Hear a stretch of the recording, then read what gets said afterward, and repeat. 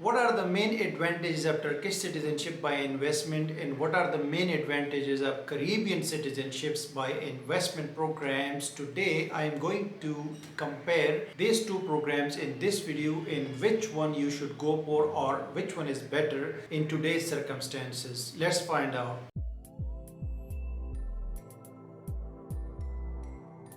Hello guys, and welcome back to my channel. My name is Khan and I usually talk about citizenship by investment programs and residency by investment programs. One of my subscribers basically asked in the comment section on my YouTube that I should compare Turkish citizenship with Caribbean citizenship programs so people can understand better and have the idea where to invest or which option is better for them. Actually, in my personal opinion, this is not easy to compare these two citizenship options, because the Caribbean citizenship by investment has a totally different mechanism, totally different requirements, and totally different options for the investors. Also, geographically, they are like small islands and totally different countries, right? On the other hand, Turkey is a very proper mainland country with 81 provinces and a huge infrastructure. It is located on the crossroads of Europe and Asia, and it gives like access to most of the Europe through Istanbul, right? So this is why it is very difficult to compare these two programs even with other programs around the world. But I will still try to give you some examples and some advantages that Turkish citizenship by investment have, and some advantages that the Caribbean citizenship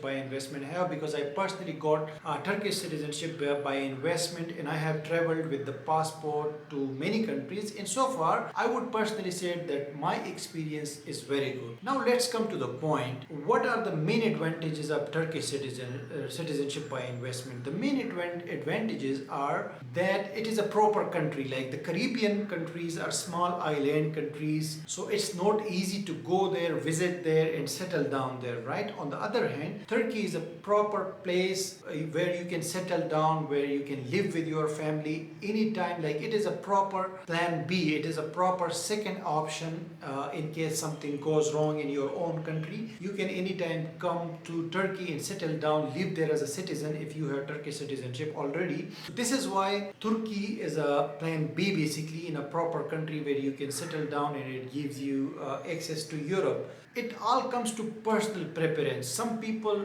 I have met like many people from the Middle East, from European countries, from African countries, from Asian countries, especially those who are Muslims, right? So they like Turkey. They like Turkey as a country, they like the culture, they like the history, they like the food. So they feel easy to move to Turkey and to live in Turkey. Therefore, they are interested in Turkish citizenship by investment program.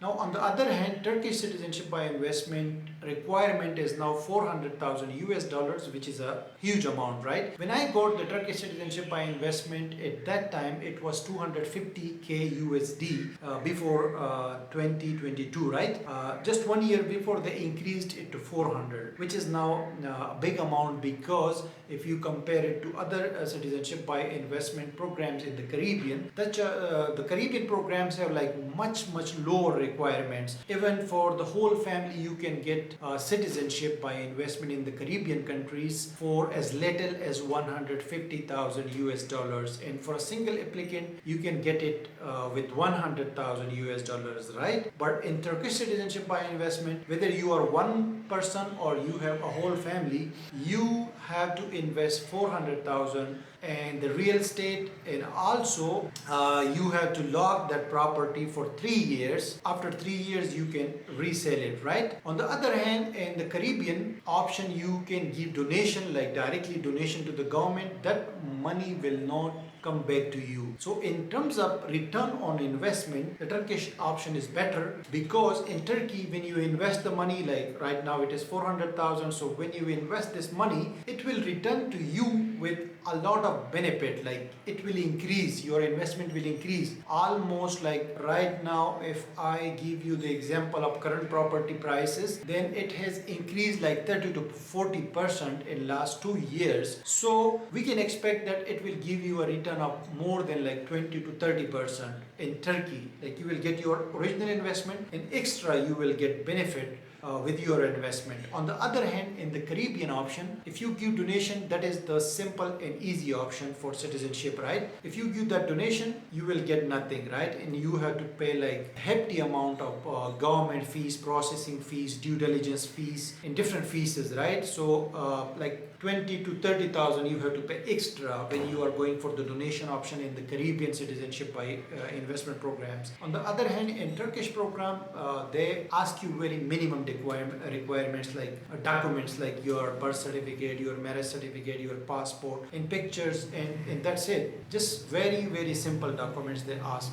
The Caribbean CBI programs mostly ask you a lot of documents like your company documents, your previous money, where the money came from, and so many other things, right? So this is the thing, guys. You need to compare, you have to see for yourself which option is better. Again, I am saying this all comes to personal preferences. Some people like European countries, like Turkey is also in the European continent, like Istanbul and some other provinces of Turkey are located geographically in Europe, and it is very close to Europe. That is why people like Turkey and the Caribbean island are just people like it for the passport purpose. And one last thing I can tell you, like for example, if I have 2 million US dollars, I will straight go for the Caribbean option because I will need a strong document, travel document, where I can increase my mobility and I can visit to different places. This will be my personal choice, right? If I have like $2 million, spending 100,000 or 150,000 will not be a big issue. But personally, if I have like $500,000, then I would instead go for the Turkish citizenship because I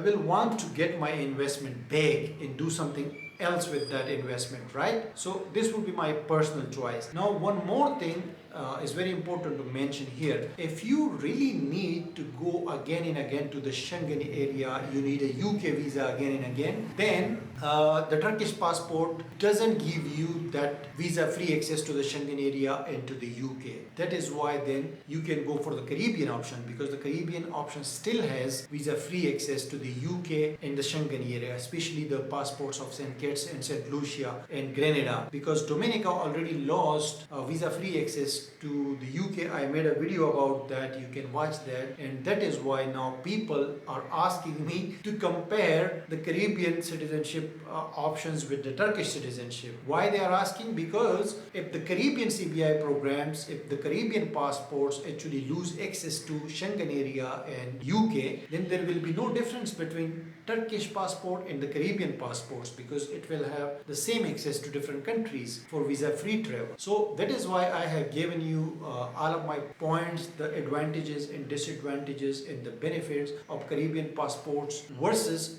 Turkish passports. Now you can better understand what to do, and it's all your choice. Thank you very much, guys, for watching this video. Comment down in the video if you have any question, and I will see you with another video very soon.